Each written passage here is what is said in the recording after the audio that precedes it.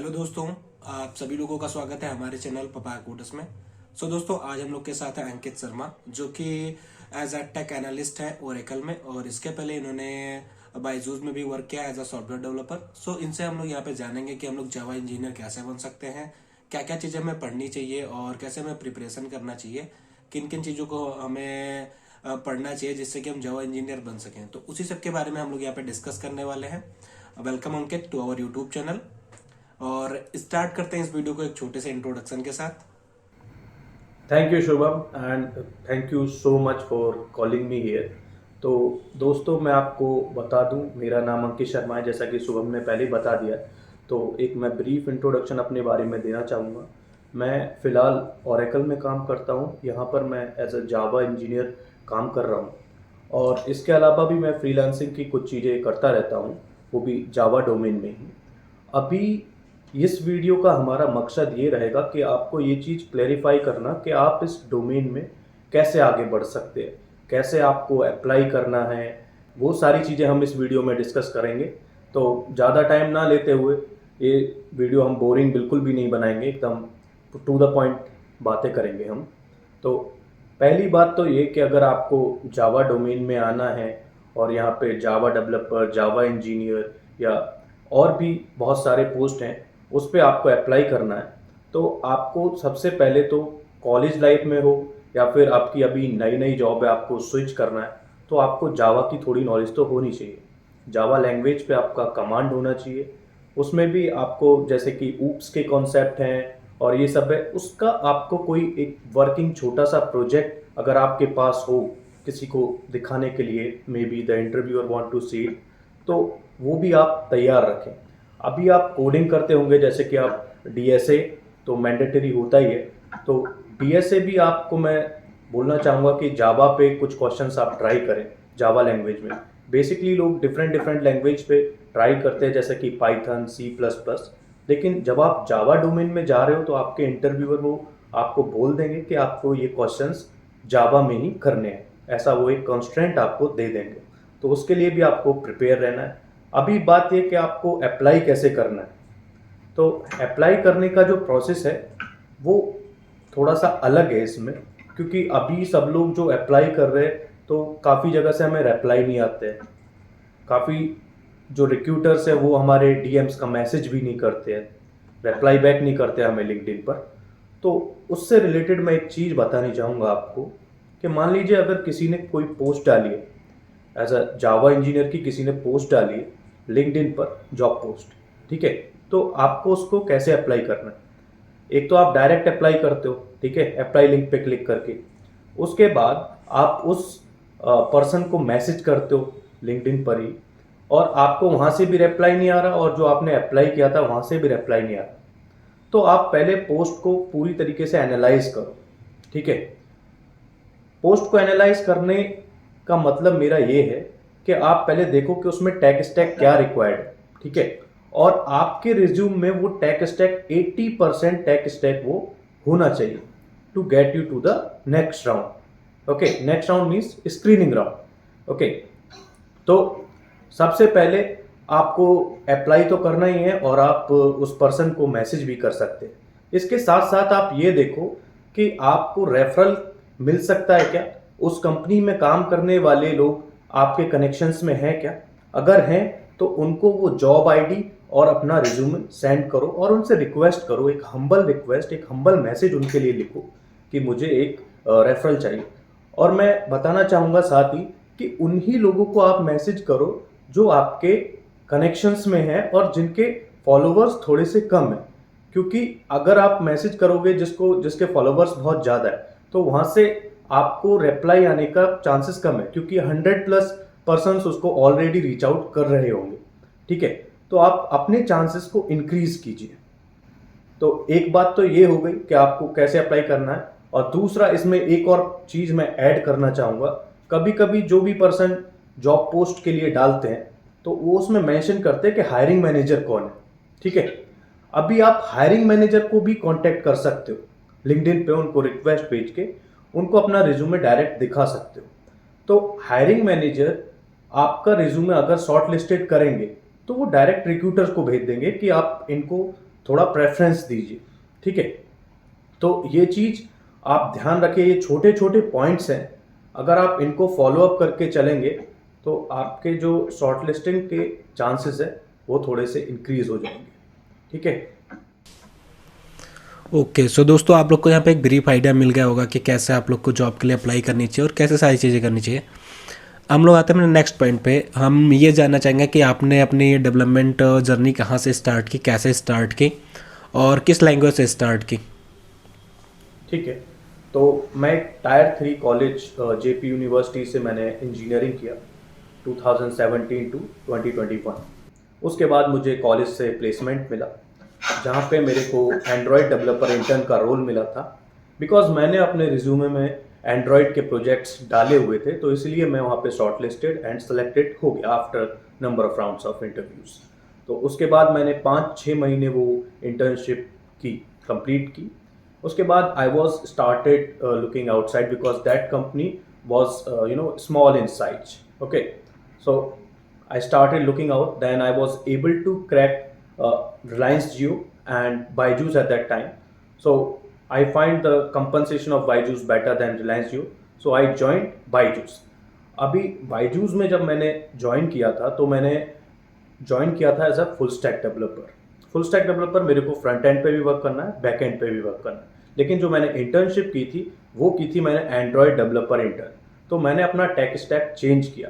तो ये थोड़ा सा आपको फ्लेक्सिबल होना पड़ेगा, क्योंकि अगर आप अपने अर्ली स्टेज ऑफ करियर में हो, early stage of career means आप अभी अभी पास आउट हुए हो या आपने सिर्फ इंटर्नशिप की है, ठीक है, और आपको किसी बड़ी कंपनी से ऑफर मिल रहा है, तो अपने आप को ऐसा फ्लेक्सिबल बनाइए और जो लर्निंग आप कर सकते हो नई चीज़ों की वो लोगों को दिखाइए, डिफरेंट कंपनीज को, क्या मैं फास्ट लर्नर और मैं इस पर भी काम कर सकता हूँ। अगर आप अपने आप को रिस्ट्रिक्ट करोगे कि मैं तो सिर्फ इसी टेक स्टैक पे काम करूँगा, मेरे को यही आता है, तो जो कंपनी है वो आपके हिसाब से हायर नहीं कर रही है, वो उनकी रिक्वायरमेंट के हिसाब से हायर कर रही है। वो देख रहे हैं कि हमें इस रोल के लिए एक पर्सन चाहिए, अगर आप उसके लिए सूटेबल हो then they will hire you. Okay, तो ये चीज़ भी आपको देखनी है। तो मैंने इसलिए फुल स्टैक वाला रोल ज्वाइन किया। मेरा इंटरेस्ट एंड्रॉयड में भी था और वो अभी भी है, लेकिन मुझे कुछ और भी सीखना था, बिकॉज लर्निंग को हम स्टॉप नहीं कर सकते किसी भी पॉइंट पे, चाहे वो मोबाइल डेवलपमेंट हो या फुल स्टैक डेवलपमेंट हो। अपडेट्स रेगुलरली आते रहते हैं हर एक टेक्नोलॉजी पर, ठीक है। अभी फिर उसके बाद मैंने बायजूस में 1.5 साल तक काम किया। वहाँ पे मैंने डिफरेंट टेक स्टैक पे काम किया, जैसे कि हमने काम किया PHP पे भी, क्योंकि वहाँ पे कोड लेगेसी में था। लेगेसी मतलब पुरानी वेबसाइट है, तो कोड जो है वो पुरानी टेक्नोलॉजीज पर बना हुआ था, लेकिन हमें वो भी मेंटेन रखना था। उसके साथ साथ कुछ नई टेक्नोलॉजीज जैसे कि रिएक्ट वगैरह, और मैंने वहाँ पे AWS पे भी काम किया, क्लाउड पे भी काम किया, S3 bucket and lambda functions, तो ये सब चीज़ें भी मैंने वहाँ पे सीखी। फिर उसके बाद बैकएंड पे काम किया, जिसमें Node.js और APIs का क्रिएशन एंड APIs की टेस्टिंग, वो सारी चीज़ें भी मैंने वहाँ पे की।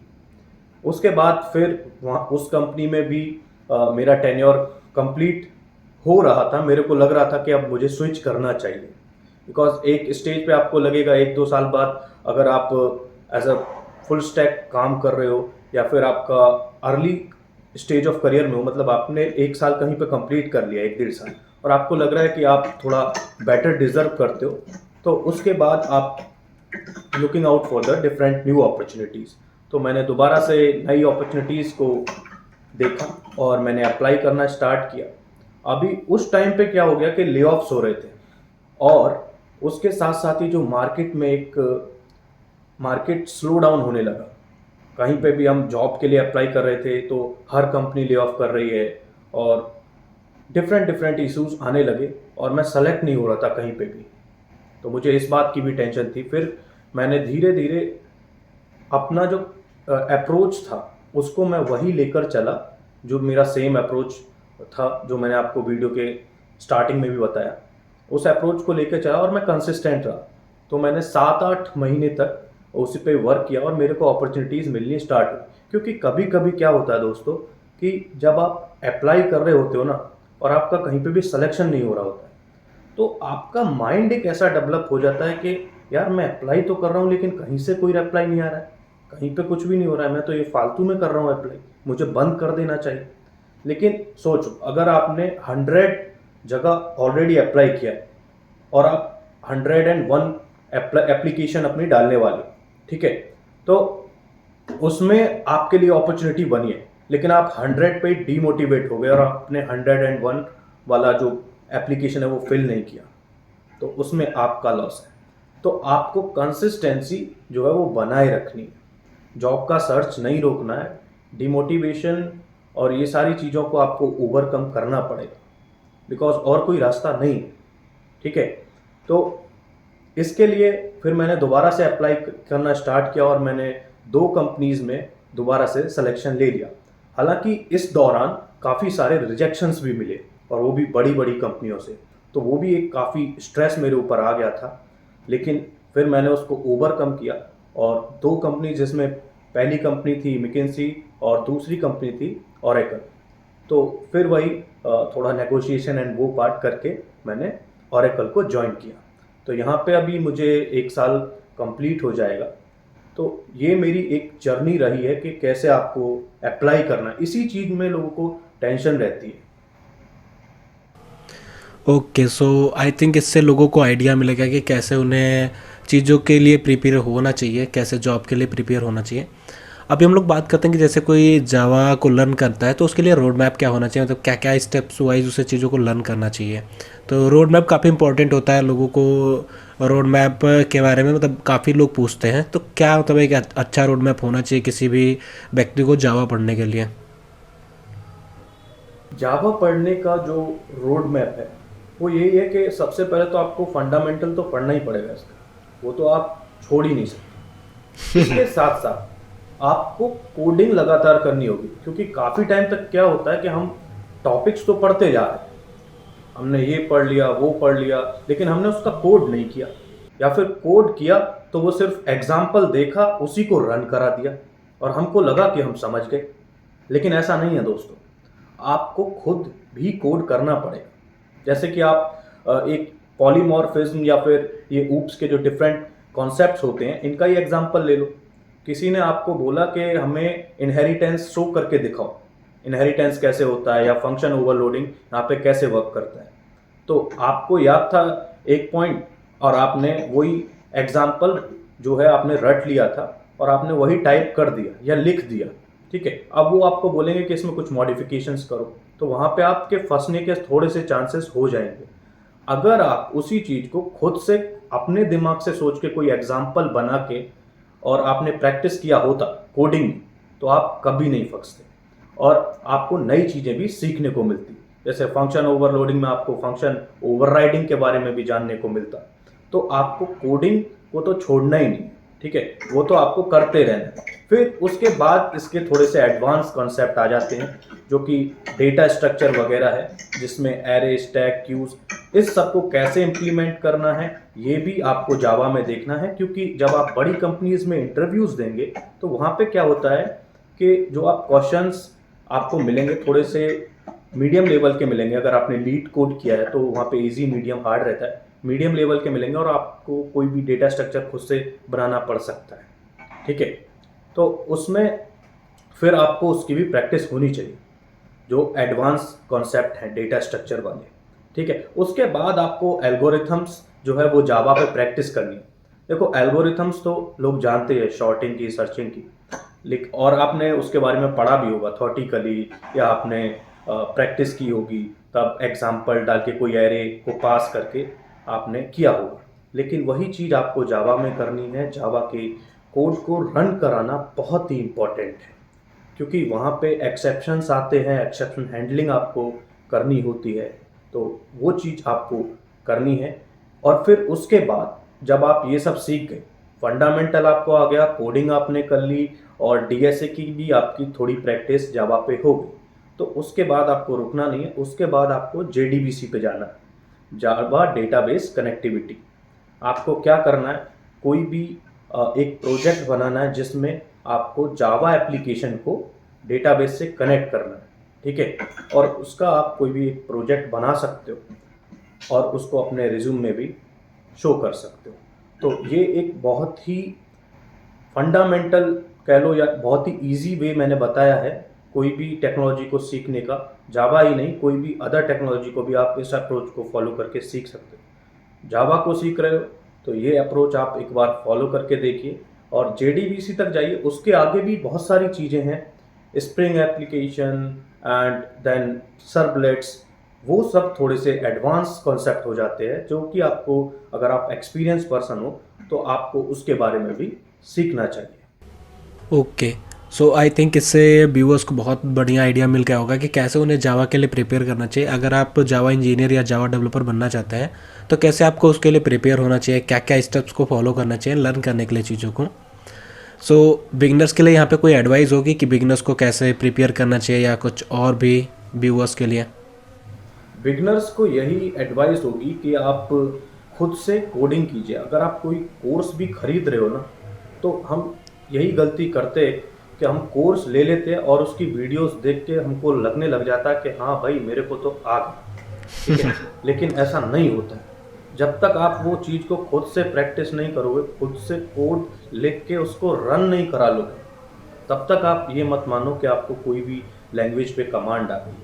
तो बिगनर्स को यही एक एडवाइस है कि हमेशा कोड करो और कोड को रन करो, उससे बचो मत कि मेरे को तो नए कॉन्सेप्ट सीखने हैं, एडवांस जाना है। फंडामेंटल पे थोड़ा सा फोकस करो और उसको रन करके, बहुत ज़रूरी है ये रन करना, उसको करो, रन करके चलाओ एक बार अपने प्रोग्राम्स को।